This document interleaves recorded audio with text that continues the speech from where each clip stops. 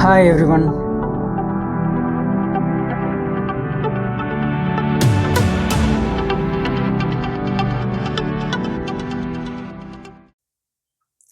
Hi everyone. Welcome back to the channel called Engineering Beyond Blueprint. As we explored, there is a intro questions expected for all the passive component related. Similarly, today we are going to explore on electromechanical component and possible question and answers expected from junior level to senior level. Right. With that, let's get started. What are the electromechanical components? The electromechanical components is nothing but the components which operates with a mechanical movement. For example, there are different types of electromechanical component. One is relay, motors, switches, and the encoders. Right? What is the difference between relays and switches? Relays electrically operated, whereas switch is manually operated. Right? Next comes coil voltage. Answer is voltage needed to energize the relay coil. So that is nothing but coil voltage. Example, 12 volt relay needs 12 volt input. Next comes contact rating. Contact rating is maximum current and voltage contact can handle. Example, 10 amps relay for heater load, right? So next comes you might be heard about these are the few parameters called NO, NC and common, right? So NO means is normally open during the contact process, whereas normally closed is another kind of process, whereas next comes common. For example, NO contact turns on when relay is energized. Next comes we want to understand what is the difference between AC versus DC motor. AC operates at main voltage, whereas DC operates at battery powered voltage. Example, DC motor in robots, right? Next comes torque. Torque is nothing but rotational force. So the functionality of this torque is as a rotational force. Example, higher the torque, the heavier load. Next comes motor overload.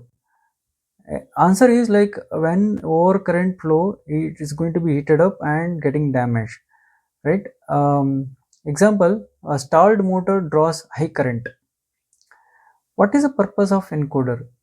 Encoder is used to measure the position and the speed of the component. Example, this is used in CNC machine feedback. Next comes incremental versus absolute. What is mean by incremental and absolute? Incremental gives the pulses, absolute gives the exact position. Example, absolute encoder remembers the position after power loss. Next come what is mean by solenoid. Solenoid valves are example is linear electromagnetic actuators. Example, door lock mechanism, these solenoid valves will be used. Next comes to the mid-level contact, mid-level career profession. These are the questions we do expected. What is mean by contact resistance? The resistance at relay contacts. Example, high contact resistance causes heating. Next comes what is the mean by contact material? The material with different materials handle acrylic differential, right? So there is a different kind of materials which again defines based on the frequency or usage of the different applications, right? Next comes what is the difference between relay and the contactor. This is one of the seems like very simple question. This is very tricky to confuse you and make sure to you understand what is mean by relay and contactor. Answer is like contactors handles high power, whereas relay handle low power, right? Example, motor starts use contactors. What is mean by starting current? Answer is like high initial high current to start up. So anything like there is a supply, then only the initial current. Example, motor draws 5x rated current initially. What is mean by duty cycle? Duty cycle is something called um, on time versus off time. So as a human being, right, we also know certain period of time will be kind of exaggerated and will kind of energize, and over a period of time like is when it's going for closing hours, then we are going to be kind of losing our energy, right? Similarly, as an example part of it, 50% duty motor runs 30 seconds on and 30 seconds off. Likewise, to understand what is the difference between brushed versus BLDC motor. BLDC is efficient and low maintenance. Example, electrical vehicles use BLDC motors. Next come understand like what is mean by encoder resolution. Answer is pulse per revolution. So we were talk about like 1024 ppr gives finer control. So that means we are saying 1024 is the pulse per revolution. What is mean by noise effect? Noise effect is basically defines falls in counts and position error that cause for a noise effect in the component. Example, shielded cable reduce the noise. Always use the shielded cable which is going to avoid the interference near to the any component. Next come encoder selection. How the encoder going to be selected? Answer is resolution and environmental and speed basis the encoder going to be selected. So for example, as we discussed about IP67 encoder for outdoor uses. Right? What is difference between mechanical versus electrical life? Mechanical is measured on the switching cycle, whereas electrical depends on the load of number of loads depends the cycle, right? For example, relay lasts longer without load. Protect relay contacts. What is mean by protect relay contacts? Use the snubber and flyback diode. Example, RC snubber across inductive load.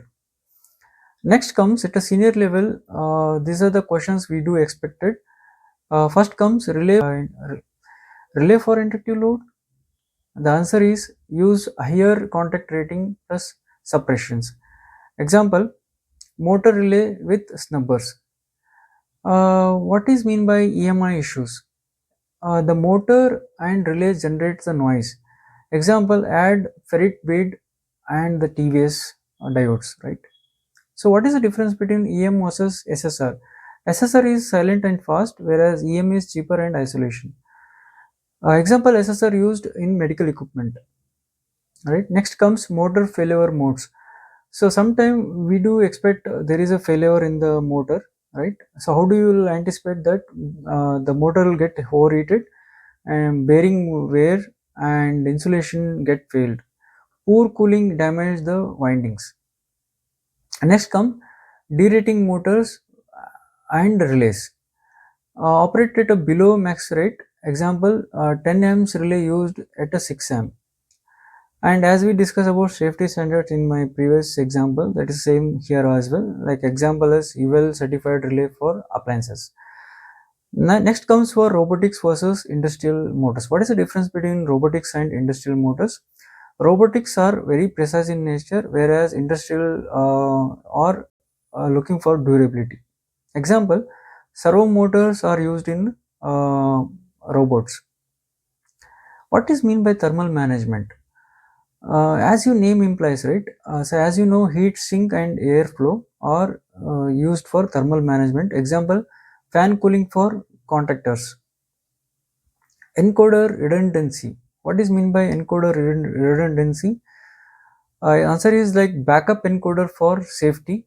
Example, dual encoders are dual encoders in elevators. Right?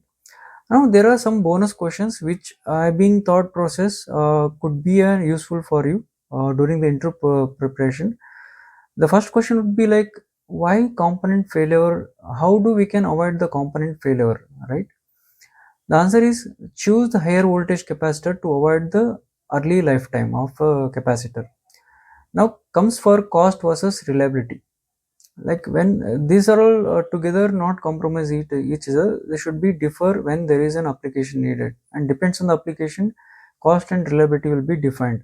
Answer is critical system prioritize on the reliability, whereas cost factors doesn't matter there, because depends on the critical system requirement, we have to go with the reliability first as a priority. Example, automotive uses derated parts, right? So next comes derating rules. For each of the components, if you ask me, there is a different rules that we do follow. For example, this is are not covered in my previous video. Like capacitor always having a 50% of derating rules, whereas resistors having 60% of derating rules, and relays having 70% of derating rules. Last but not the least, validate datasheet. So most of us, like as a being a component engineer, we are not reading thoroughly the datasheet or the specification provided by the manufacturer. So we have to be thoroughly read the datasheet, then only we would understand in detail about specification of the component, right?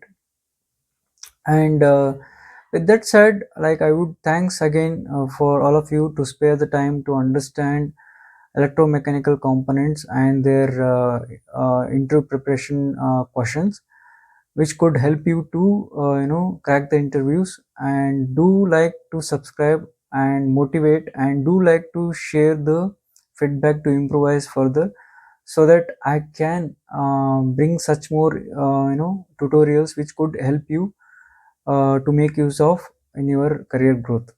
With that said, thank you so much for watching. Have a great day.